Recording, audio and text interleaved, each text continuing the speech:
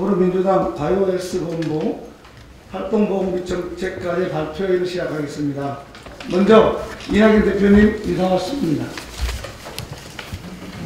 예, 우리 국난극복 K뉴딜위원회가 출범하고 아마도 맨 마지막에 신설된 본부가 바이오헬스 본부였습니다.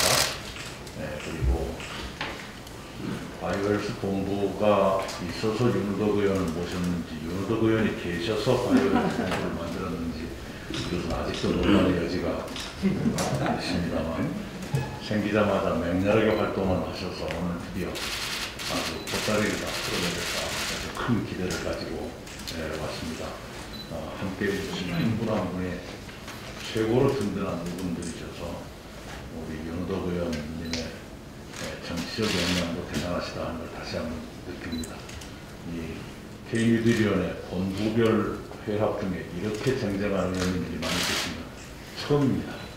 거기에 장관님 오시고 식약처장님 오시고 정일영 의원님 웬만하면 잘 안 보이십니다. 허동식 의원도 잘 안 보이는데 나타나시고 김정우 의원, 민영구 의원, 김한정 의원은 잘 보이시는 분이에요. 그렇습니다. 고맙습니다.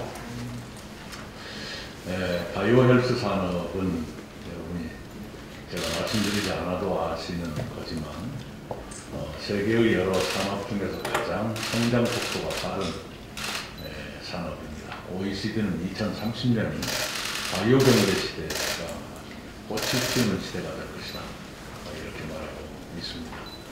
우리도 기회는 많은데 아직은 발전의 여지가 더 많은, 과제가 더 많은 상태라고 생각합니다. 그러나 분명한 것은 그 분야에서 많은 기업들이 나타나고 있고, 주식 시가총액 상위 랭킹 10대 기업 중에 벌써 2개가 바이오헬스 기업이고,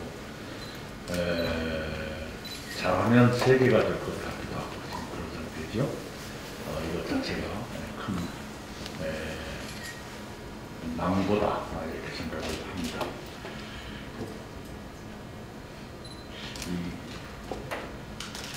그 얘기를 할까 말까 생각하는데, 국내에서 유수한 투자회사 사장님은 향후 20년 동안 대한민국을 먹여 살릴 가장 중요한 산업이 바이오헬스라고 감히 주장합니다. BTS를 만든 투자자이신데 그분이 그렇게 말씀하시는 것은 중국이 사회 체제 또 이제까지의 준비 상태로 볼 적에 잘하면 20년 정도는 우리에게 시간을 줄 것 같다, 이런 말씀이셨고요. 국내 최고의 경제연구소 소장님은 미국 빅테크 기업들의 세계 지대 준비 상황을 볼 때 바이오헬스 산업이 아직은 시간입니다. 그래서 두 전문가, 제가 만난 두 전문가, 한 분은 미국의 사정 때문에, 또 한 분은 중국의 사정 때문에 한국에게 길면 20년 정도 바이오헬스 산업을 키울 좋은 골든타임이 허용됐다, 이렇게 말씀하신 걸 들었습니다. 이렇게 하다 보면 우리가 해야 될 일이 많은데, 오늘 원록철 장관님도 오셨고 김광림 식약처장님도 오셨는데, 이건 큰 과제가 몇 가지가 있습니다. 3가지만 먼저 듣고요. 하나는 데이터 활용, 둘째는 유전자 치료를 어떻게 할 것인가, 세 번째는 비대면 진료, 이 과제가 있습니다.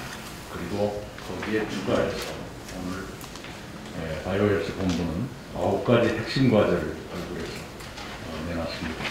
하나하나가 우리가 바이오 강국으로 가는데 꼭 필요한 과제들이고, 주로 교제 혁신에 관한 것들입니다. 그 중에서도 신의료기술 평가제도 개선, 국제적인 흐름에 맞춰서 우리 규제를 과감히 혁신하자는 그런 내용이고요. R&D 세제 혜택 확대, 이것 또한 세제 지원과 전 주기적 재정 지원 포함되는 내용입니다. 우리 보건복지부와 식약처가 함께 이런 요구를 귀 기울여 주시고 많이 받아주시기 바랍니다. 이렇게 해서 오늘이 보고대회가 아니라 새로운 출발을 기약하는 그런 날로 기록되기를 바랍니다. 고맙습니다.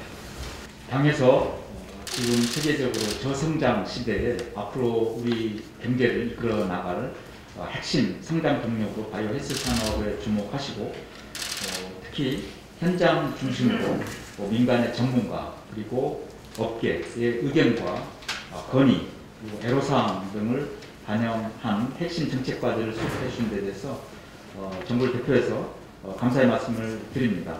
정부도 지난 19년 5월에 바이오 헬스 비전 선포식을 갖고 바이오 헬스 혁신 전략에 따라서 바이오 헬스 산업을 육성하기 위해서 전방위적인 노력을 해왔습니다.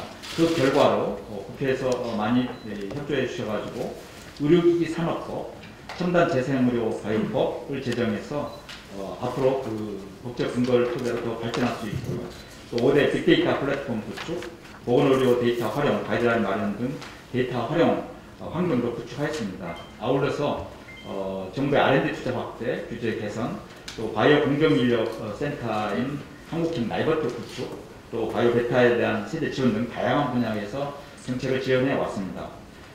특히 지난 2020년 말부터는 부총리 주재로 관계 장관급 민간 합동 추진 체계인 혁신성장 빅3 추진회의와 바이오헬스 분과회의를 운영을 해왔습니다. 이를 통해서 강력하게 이런 정책을 추진할 수 있도록 했습니다. 격주로 정례 회의를 통해서 바이오헬스 정책 추진 상황을 점검하고 현장 중심의 과제를 발굴하고 개선하는 등 활동을 해왔습니다. 오늘 제안해 주시는 당에서 바이오헬스 본부에서 제안해 주신 사항들은 앞으로 관계부처에서 차질 없이 추진되도록 이렇게 하겠다는 말씀을 드립니다. 이 빅3 정부가 19년부터 추진해온 그 성과를 단적으로 보여줄 수 있는 게 이 보건산업의 수출 분야입니다. 전년 대비해서 38%가 증가한 217억 달러인데요. 이는 중견의 10위권에 해당이 됐던 건데 이제 6위권으로 발돋움을 했습니다. 또 일자리도 3만 개가 새롭게 만들어졌습니다. 이런 성과는 앞으로 바이오헬스 분야가 지속적으로 우리 경제를 이끌어갈 분야라고 생각이 됩니다. 아울러서 신약 후보 물질에 대한 기술 수주도 지속적으로 증가해서 지난해 11조 원이 돌파하였습니다. 아까 대표님도 말씀 주셨지만 세계 바이오헬스 시장은 2030년까지 연 4% 이상의 성장이 예상이 되는 성장 잠재력이 굉장히 큰 분야입니다. 앞으로 후발주자이긴 하지만 우수한 인력이 모여있는 이 바이오헬스 분야에서 대한민국이 강국으로 도약할 수 있도록 특히 정책 수요자인 산업계, 연구계 의견을 더 기울여 듣고 우리 기업이 노력하는 그것이 성과로 이어질 수 있도록 뒷받침을 해 나가겠습니다. 오늘 당에서 바이오헬스 본부를 구성하시고 또 제안해 주신 과제들은 이런 노력과 함께 아울러 보건산업계가 한 단계 더 도약할 수 있는 밑거름이 될 걸로 생각이 듭니다. 앞으로 복지부를 비롯한 관계부처에서도 오늘 제안해 주신 내용과 그리고 업계와 소통해서 또 새로운 과제를 발굴하고 정책화하는 등 지속적으로 노력하겠다는 말씀을 드립니다. 감사합니다. 제가 짧은 것도 더 좀 줄였습니다. 우선 우리 K-뉴딜 바이오헬스 본부의 오늘 활동보고와 함께 정책 제안을 해주신 윤호덕 본부장님과 위원님들 그리고 권덕철 복지부 장관님 비롯한 정부 관계자님 그다음에 오늘 함께 해주신 많은 민간 분야의 전문가 관계자분께 정말 감사의 말씀을 드립니다. 세계적인 건강 수요적으로 바이오헬스 산업이 연 5%의 성장을 보이고 있습니다. 우리나라는 세계 최고 수준의 ICT 인프라와 우수한 의료인력, 전 국민을 대상으로 하는 병원 시스템 등 바이오헬스 산업을 위한 높은 경쟁력을 보유하고 있습니다. 이를 바탕으로 문재인 정부는 2019년 바이오헬스 산업을 시스템 반도체, 미래자동차와 함께 3대 중점 산업으로 선정해서 집중 육성하고 있습니다. 지난 한 해 동안 코로나19라는 어려움에도 불구하고 K방역 등 성공적 위기 대응 능력을 바탕으로 바이오헬스 분야에서는 성장 기회가 계속 만들어지고 있습니다. 실제 지난해 수출 실적이 처음으로 100억 불을 넘었고요. 고용 쇼크 와중에서도 이 분야에서는 약 3만 명에 달하는 신규 고용 인력이 창출됐습니다. 그러나 아직 우리나라 바이오헬스 산업은 세계 시장 점유율이 약 2% 내외로 미래 주력 산업으로 자리 잡기 위해 보다 과감한 민간 부문의 투자와 정부의 적극적인 제도적, 정책적 뒷받침이 필요합니다. 우리 당은 그간 문재인 정부의 바이오헬스 산업 혁신 전략을 입법 및 예산을 통해 뒷받침하고 있습니다. 오늘 바이오헬스 본부가 제안한 9대 핵심 과제를 면밀히 검토하고 저희가 강력하게 법과 제도 개선을 통해서 지원해 나가도록 하겠습니다. 감사합니다. 네, 전혜숙입니다. 이낙연 당대표께서 강남북도 K뉴딜위원회를 만들면서 바이오 헬스 본부를 만들면서 탁월한 선택이었다고 생각합니다. 미국 베델사에서 바이오 헬스에 10조를 투자하면 10만 개의 일자리가 생긴다는 보고서가 있습니다. 그만큼 이 바이오 헬스 분야는 미래의 먹거리면서 미래의 큰 일자리 창출의 근거가 되는 것입니다. 우리가 위기가 기회라고 하는데 이 닥친 위기를 허비할 수가 없습니다. 코로나 바이러스로 인한 이런 위기 상황에서 저희들은 벌써 체외 진단기기를 코로나 진단기기를 해외에 대거 수출할 수 있는 쾌거를 이뤘습니다. 이 코로나 사태로 인해서 오히려 우리는 K 바이오 헬스를 발전시킬 수 있는 큰 계기로 삼을 수 있다고 생각합니다. 오늘 참석하신 모든 분들을 통해서 대한민국이 세계에서 K 바이오 헬스로 이름을 날릴 수 있는 그런 좋은 계기가 됐으면 좋겠습니다. 고맙습니다. 작년 9월 이낙연 대표께서 취임 이래 제일 처음 착수한 사업 중에 하나가 국난극복위원회, 국난극복본부의 설치였습니다. 지금까지 방역본부, 경제본부, 사회본부, 그리고 바이오 헬스 본부를 설치해서 운영하고 활동해 왔습니다. 그간의 방역 전선의 일선 대응과 더불어 이낙연 대표께서 가장 역점을 두시고 또 의지를 실어주신 분이 바로 이 바이오 헬스 본부입니다. 오늘 발표하는 정책 과제가 정책으로 실현되고 향후 20년 먹거리 우리 대한민국의 먹거리 비전을 만드는데 큰 역할을 해주시기 바랍니다. 20년 동안 앞으로 우리 유무도로 한번 시작하면 끝을 봅니다. 20년 동안 한국의 바이오 헬스 산업 미래 먹거리 책임져 주시기를 기대합니다. 온라인으로 화상으로 참여하게 오신 민간 전문위원 여러분들 그동안 고생 많으셨습니다. 네, 그 고생에 꼭 보답해 드리겠다는 약속의 말씀드립니다.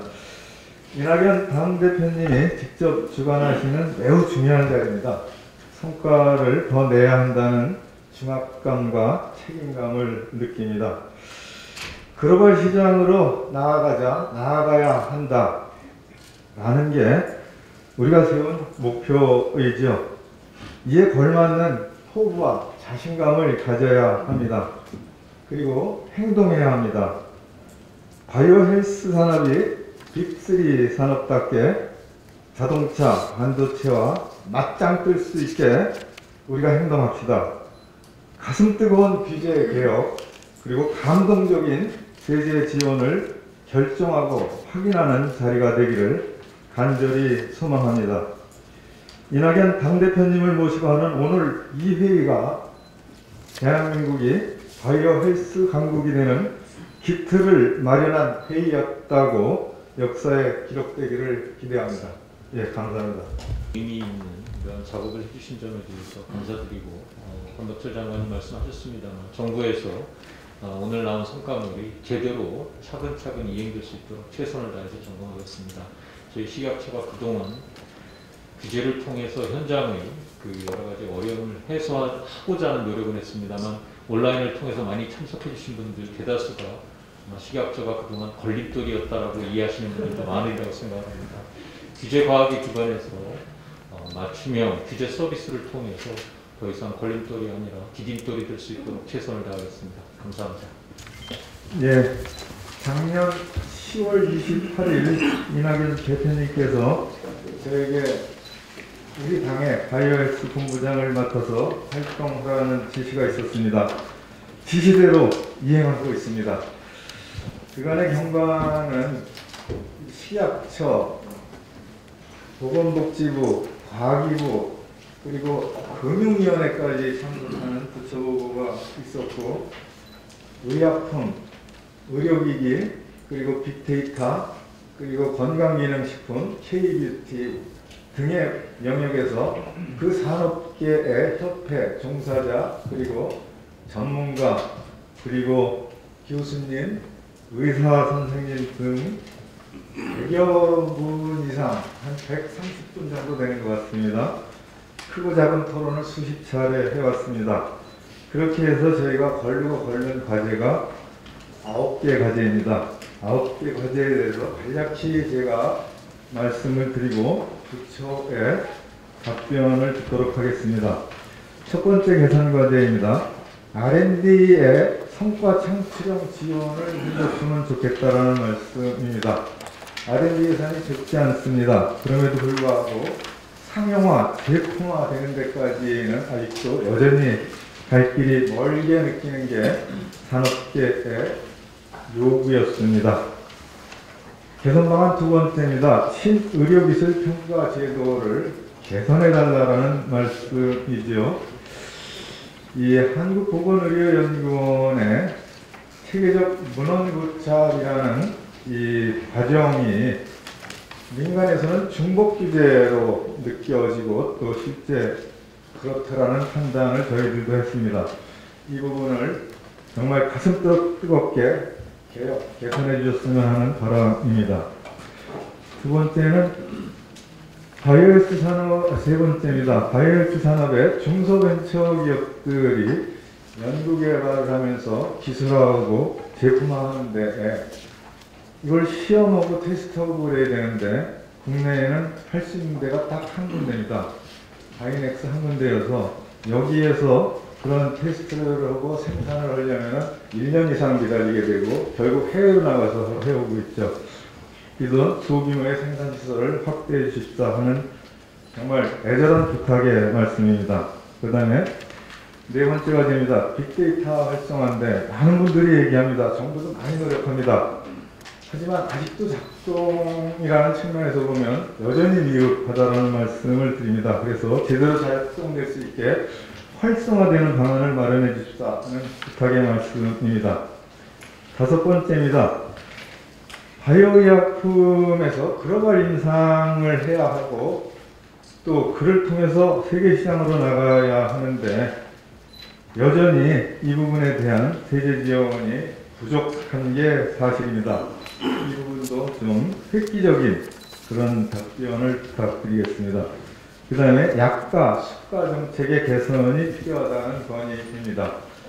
국내 시장에만 머물고 또 보험 수가의 재정에만 관심을 기울여서 글로벌 경쟁력을 갖춰나가는데 약가, 수가 제도가 아주 미흡하다라는 그런 말씀입니다. 그리고 한국형 랩센터를 운영해달라는 말씀입니다. 정부에서 열심히 합니다. 정부에서 열심히 하면 정부 중심의, 정부 주도의 랩센터이 되어서 민간 중심의 좀 더 생태계에 맞는 그런 오픈된 랩센터이 운영됐으면 좋겠다라는 건의의 말씀입니다. 그리고 여덟 번째 과제입니다. 글로벌 지원 펀드를 조성해달라는 말씀입니다. 상상을 하려면 오랜 기간 그리고 천문학적인 자금이 들죠. 보통 10년에서 1조 원이라고 합니다. 우리나라 제약회사 규모로는 사실은 엄두도 내기가 어렵습니다. 이거를 돌파하지 않으면 글로벌 시장으로 우리 약을 가지고 나가서 빅3에 걸맞는 수준의 산업으로 크기가 어렵습니다. 이 부분을 꼭 해주시기를 바랍니다.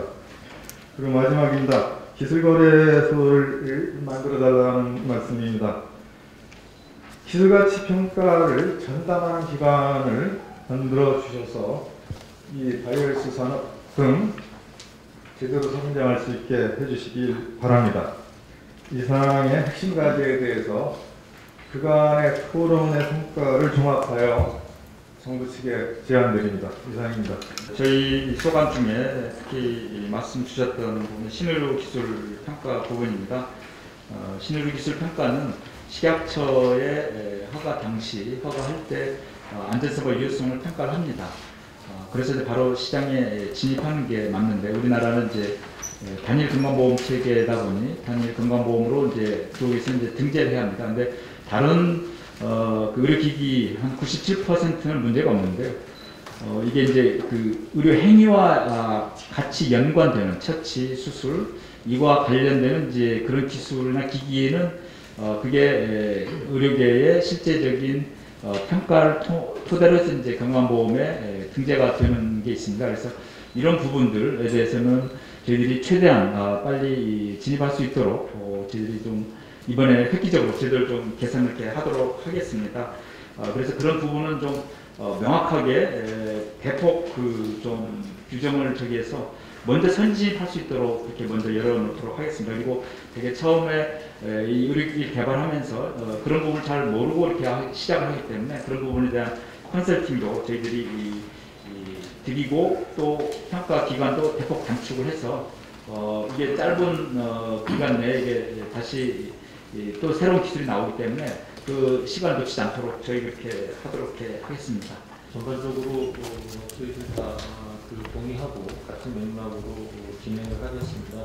신의기술 평가와 관련돼서는 지금 권장관님 말씀하신 내용을 저희들도 같은 방향으로 해서 하고 저희 쪽 식약처에서 이제 담당하고 있는 건강기능식품하고 화장품 산업의 글로벌 진출 전략 방안은 저희들이 추진하고 있는 방향과 일맥상통한다라고 생각합니다.